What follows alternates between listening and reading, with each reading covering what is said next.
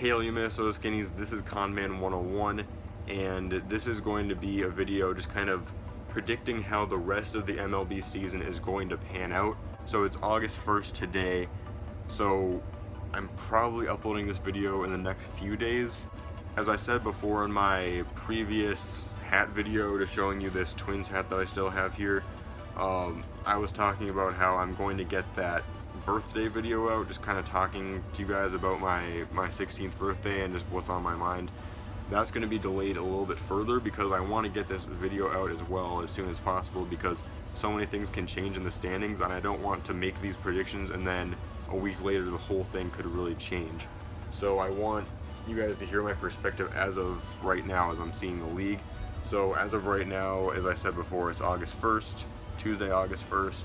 As of right now, the wild card has the Boston Red Sox and the Kansas City Royals for the American League wild card, and then the division leaders are the Cleveland Indians, the New York Yankees, and the Houston Astros. It's either going to be the Red Sox or the Yankees in the top of the division, and I feel like they're going to stay at the top at the end of the season of the wild card. So one of the two teams is going to be at the top of the wild card, and I'm not sure which one.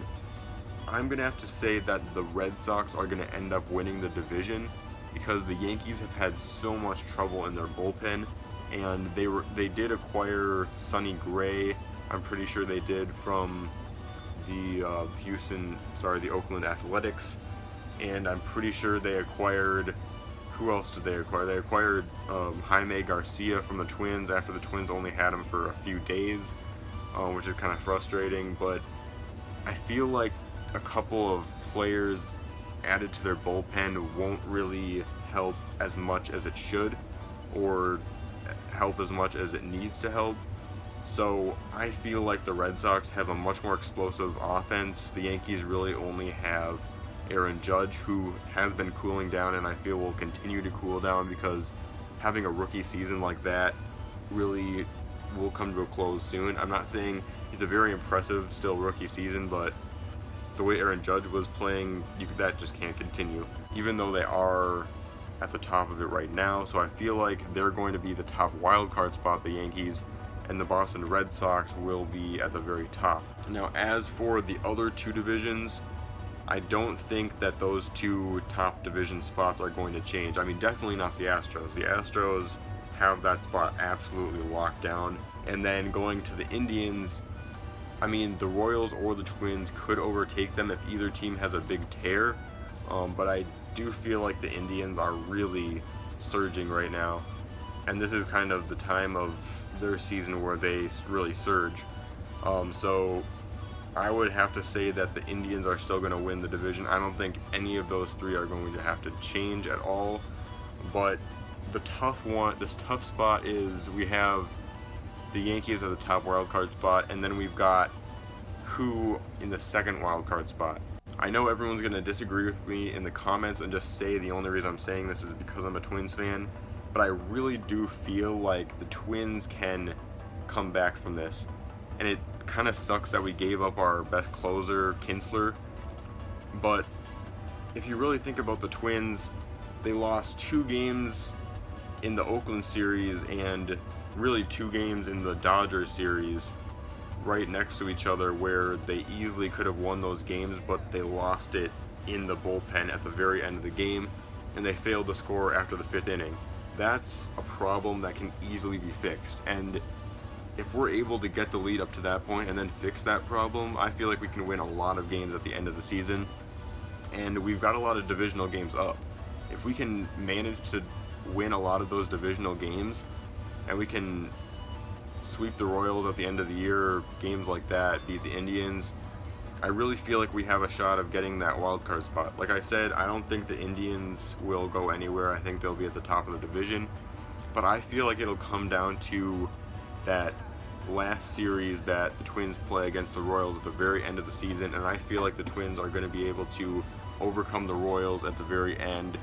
Despite what everyone else will say, I feel like that will happen.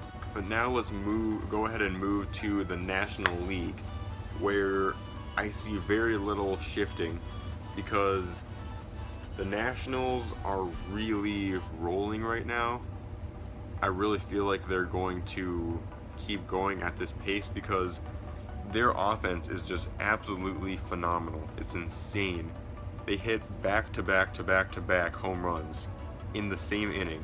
To think how hard that has to be for 4 players all in a row in your lineup. There's got to be at least one player that you would consider the weak link, because there's always one in a team. And you go up there and 4 hitters all hit home runs at the same time. The Nationals offense is absolutely insane. I feel like they're one of the best offenses in the entire league. Astros obviously being one of the ones up there, the Dodgers too.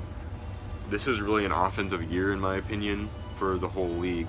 Obviously the Dodgers having the very best record in the whole league, considering the fact that they're already double digits ahead of their next closest team in their division, and that second team is a team that's won 10 games over 500 and they're still that far ahead. There's no way that the Dodgers are going to fall down at all. Moving on to the Cubs and the Brewers. This is a really hard thing to predict because the Cubs, you can never really tell for them. They always either surge or just really fall down. And you saw the surging part really right now in the division, and they're moving way up. They're now in front.